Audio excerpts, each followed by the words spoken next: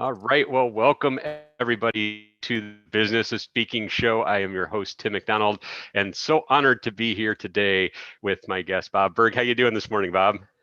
Hey, Tim, doing great. Thanks for having me with you. It's been too long since we've spoken. I know it has. We see each other online all the time, but nothing takes the place of getting to see each other's faces. So it's really good to talk with you. And for anybody tuning in, the Business of Speaking show is really a show, not necessarily what a speaker shares on the stage, but their story of their journey to the stage and what they've learned in their business after they got up on the stage. So I always like starting, Bob, with kind of the question of you sharing your story. How did you actually get involved in speaking? Well, I began as a broadcaster, actually, first in radio doing sports and then television news. I was the late night news guy at a very, very small ABC affiliate out in the Midwestern United States. Really wasn't very good at it at all. And pretty soon was not in broadcasting anymore. I graduated into sales. Uh, However, I had no experience in sales, nothing on any kind of formal level. And the training where I was working, we'll just say it was negligible. Of course, when I say negligible, I mean non-existent. So for the first few months, I pretty much stumbled around. And eventually, a few months later, I was in a bookstore and I came across a couple of books on sales. Now, this is something today we would take for granted, but back then, 40 years ago, that wasn't really in the mainstream. So I had no idea there was such a thing. Books on how to sell. And I remember getting that one was by Tom Hopkins, one was by Zig Ziglar, and they were life enhancing.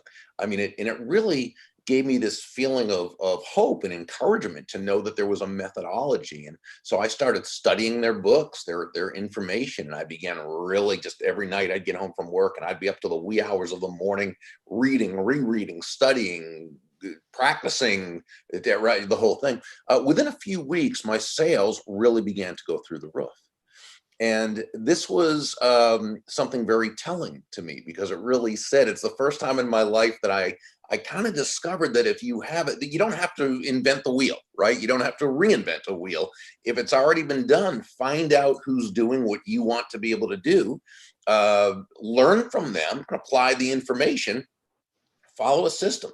To this day, I personally define a system, Tim, as simply the process of predictably achieving a goal based on a logical and specific set of how-to principles. The key being predictability. If it's been proven that by doing A, you'll get the desired results of B, then you know that all you need to do is A and continue to do A, and eventually you'll get the desired results of B. Well, this was just life-changing for me. And I began to really study sales, started getting all back then it was tapes, right? Not CDs, it was tapes. Started going to conferences, but I also learned something else, that it wasn't just about learning sales. The whole process was about personal development. So I began getting all the excuse me, classic books, the How to Win Friends and Influence People, and the Magic of Thinking Big, and the Think and Grow Rich, and Psycho Cybernetics, and began getting all the tapes and this was a whole new world, and I loved it. Well, eventually, several years later, I was sales manager of another company, and other people started to ask me what I was doing that was bringing success. And so I started sharing with them, and one thing led to another, and then I guess, as they used to say on Seinfeld, yada yada yada. 30 years later, here we are. Do you remember like the first time you were asked to get up in front of people and speak? Yeah. Yeah. Well, I actually did probably about 100, 150 free speeches when I first started, just to practice, just, in front of anybody who would listen, right? Any kind of civic club, group, organization, what have you. And then actually, when I first started speaking, I was actually selling someone else's cassette tapes. And they showed me how to book myself to speak for free, and then do a 25-minute talk, and then 5 minutes at the end where I could, which was really good practice. And so I did a whole lot of those freebies as well. So, and I often say to people, when you're first starting out, do as many as you can for free. Just, just get your rap down, get to know what you're going to say, what you want to say, what's going to bring value. There are going to be certain things you'll discover, certain things that connect that you didn't even know were going to. And some of those will end up continuing to be your signature stories or really important vignettes that you'll use. Other things you think will have an impact will fall totally flat. So, the more you can do and get out of the way when you're doing free talks, that's just going to help you more when you're actually getting paid to deliver these. Yeah, and when you were doing all these talks, assuming you were still working as a sales manager, at what point did you feel like you were ready to break out on your own and turn this into your own business instead of doing it for somebody else? Well, it's a process that I think we all have to kind of determine where are we. In other words, don't quit your day job until your night job can can kind of support you, right? But then at a certain point, sometimes you just got to make that leap. So I think it's different for different people. I think an even bigger decision for me, Tim, was when I was speaking full time and I was my own, one person show. And then it was that point where, because I was doing all the marketing and selling as well as the speaking, I was kind of treading water as opposed to really getting to that next level. And I had to decide, should I bring someone on that I can train to do these things that I shouldn't be doing right now, but that I have to? Can I afford to? Well, I can't, but maybe I can't afford not to, that old saying. And when do you take that sort of leap of faith? I don't think you just jump into it, but I think there's a certain point where you need to make that decision if you're actually going to scale your business. Yeah, no, and I love this because it's like, there's obviously I've talked with people that are speaking at all different levels, from just beginning to doing it a few years to doing it for 10, 20, 30, 40 years. And I've kind of picked up this thing that there's like these different plateaus that we hit as speakers. And you just brought up a great point of, how do you move from that one plateau to the other, right? So I'm kind of curious, when you went from free, how did you like move to that next level of actually asking people to pay you to speak? And then how did you go from getting people paying you to hiring a team to help market you so that you could get a higher amount and deliver a higher value at the events that you were speaking at? Well, I started doing, what I always do since that first time of beginning to learn sales, that if I didn't know how to do something, I would read books on it and listen to people who already knew how. So I remember the first book I read on being a paid professional speaker was by a guy named Mike Frank, who has been a speaker forever and one of the nicest human beings you could ever meet. And he wrote about, I don't even remember the name of the book, but it was really on how to be a paid professional speaker. And he told you how to go about the selling and the marketing of it and so forth. And I learned right from that book. And then I got a couple of others, and that then a really big decision, or just a great decision for me, was to join the National Speakers Association, because that is an association of paid professional speakers, all at different levels of their business, which means a certain portion of them were very, very successful at what they were doing. And it's such a giving, sharing organization. And when I was there, I started to learn. I'd go to their conferences, and I'd go to the general sessions and the breakouts, and I'd, buy all the tapes and all the, and just learned how to market myself. And that's really what you've got to do, because the speaking business is a business like any other business. Okay. You've got to, you can be the best speaker in the world. Not that I was, certainly, but one could be the best speaker in the world and have the best message. But if they don't know how to sell and market their services, they're going to be the best speaker in the world who isn't able to touch any lives, because they're not going to be booked. So it's got to be approached as a business. Now, today, there are people such as David Newman, people such as Jane Atkinson, people such as Lois Kramer, who have, who write books on how to be a speaker or what to do. And their books, their information is absolutely invaluable. I mean, they just take you the ABC, step 1, step 2, step 3, and take you right through it. So I would say to anybody who wants to be serious about being a professional speaker, is learn the business part of it, learn the sales and marketing part of it. Now, then there are the people who, there are the Michael and Amy Ports and some of the others who are just so good at how to actually, give a presentation. You also have to know that, because it's both. It's not one or the other. But you take it little by little, and you decide what it is you want to do, find the information that's going to get you there, and then get it and apply it. Yeah. And I love that, there's, even though it's kind of a solo business, you do rely on this community aspect of other professionals in the industry. As you've kind of, looked at some of these things that that work for you and that you love doing, still, what are some of the things that you remember making a big difference in your life outside of just some of these books, like the personal lessons that you've actually picked up through maybe trying something and not getting the expected result, or getting a result better than what you expected? Well, gosh, that's such a great question, and we could talk for days on those things. I think one of the things that if there's one lesson I've learned from being a speaker, and again, I would say it's the same in any kind of sales, and that is, the more you focus on bringing value to the marketplace, to other human beings, that's the degree that you are going to be successful yourself. When I speak at sales conferences, Tim, I'll often start by saying, nobody's going to buy from you because you have a quota to meet, right? They're not going to buy from you because you need the money. And they're not even going to buy from you because you're a really nice person who believes in what you do. They're going to buy from you only because they believe they will be better off by doing so than by not doing so.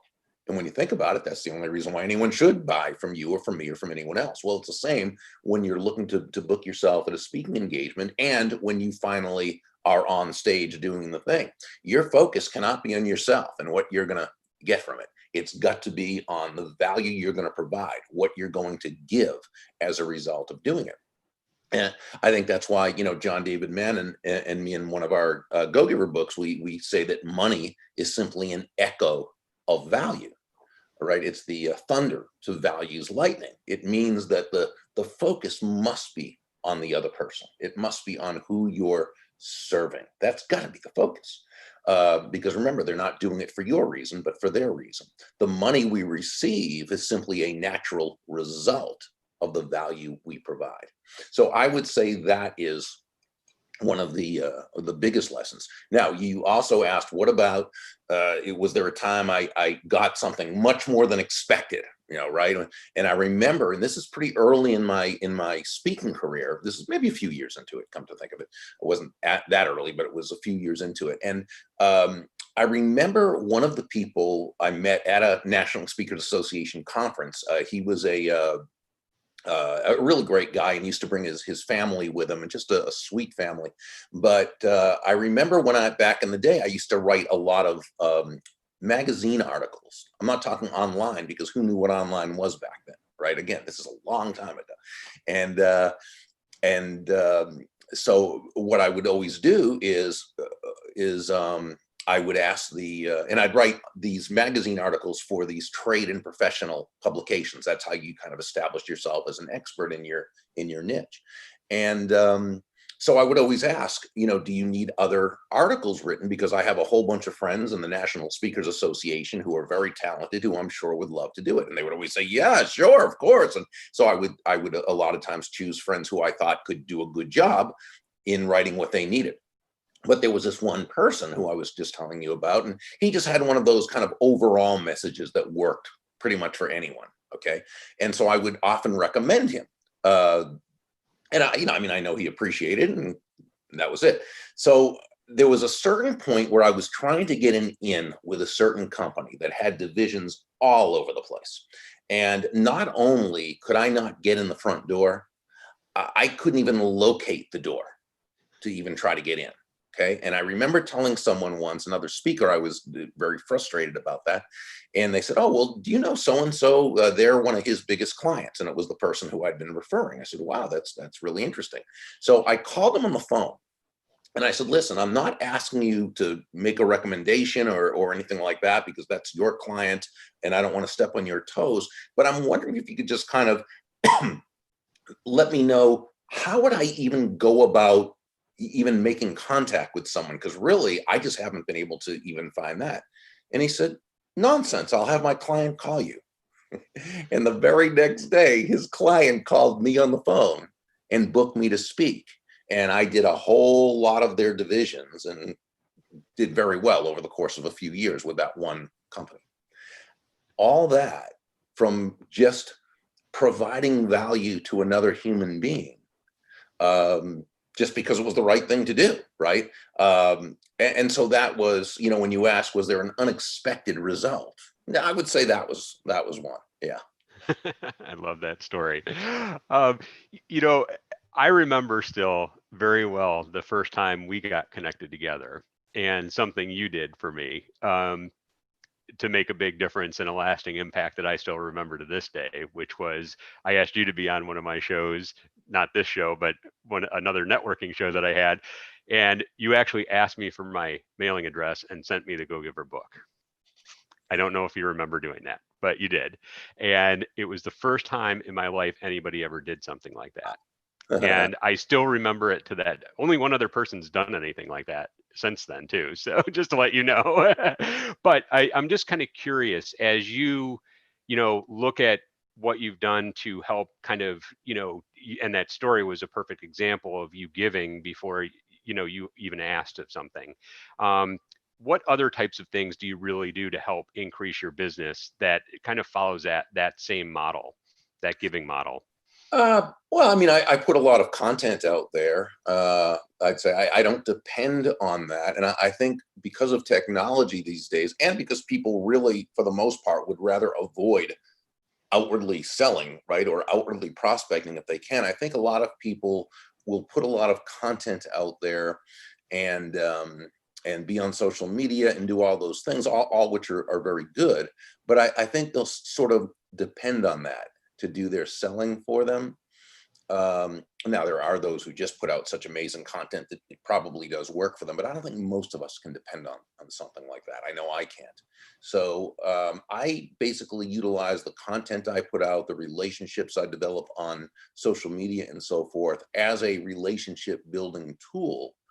And it's been very effective, but I don't just depend on that and assume that that's all that, that it's going to take. No, I think that's a very good point to make is it's still about the relationship, not just about the content that you put out there. So as we kind of, get to the end, I know you mentioned a couple things that you would advise people that were just getting started out to do. If you were to look back where you're at today compared to when you started your speaking business, what piece of advice would you give yourself that you could do differently? It's a good question. I pretty much was a good student. I mean, I paid attention to what I was told by those who I knew more than I did. So I don't know if early in my career I would have done things a lot differently. What I would have changed though was once I got successful speaking and I had a really good speaking practice or speaking business going, I made a huge mistake, and that was I refused to adapt to some of what was happening. So in the late 90s, especially as technology began to really become a thing, as the internet started to take hold, I basically am not really technology oriented. As much as I'm online, I'm not a techie person, and I'm certainly not an early adapter. Okay, I wish I could say I was, but I'm not. Okay. And so I didn't want to change. And I made a big mistake. I refused to change. I said, my clients will stay with me. I don't have to do this and that. And go, well, that wasn't true at all. And really my business I almost had to kind of start from the beginning again. And it was a big lesson. I'm not sure if it was a lesson I learned as much as a lesson I relearned. And that's the tough part, because you should learn that lesson once and then not have to relearn, which I did. And that is, you don't have to like change. I know sometimes there's that, Tim, in the personal development field, if you will, which you and I are both part of, and many of your listeners and viewers are, there's sort of what I call the personal development political correctness, and that is everything has to be great all the time, right? change is wonderful. Change is fantastic. Well, you know what? I hate change. I don't like change at all. I like to do something, get it done, and then just go with it. But the fact is, that's not how life works. And so it's not a matter of liking change. It's a matter of knowing that if you want the results that you want, you need to change and adapt and do those things that you may not want to do at first. And so that was a lesson that once I relearned that, I don't think I've made that mistake since. Fantastic way to kind of wrap up the show here, Bob. Thank you. And before we go, can you just like let everybody know how they can connect with you, where they can find you online? Yeah, best place is at my website, which is Burg, BURG.com. Fantastic. And thank you, everybody, for joining us today. We are going to end the YouTube broadcast here in just 1 second, but Bob agreed to stay on with me, and we're going to record one additional question that he's going to give an answer to. And if you go over to speaking.business and join our community and sign up for our email list, you will be able to get this exclusive content that we're going to record.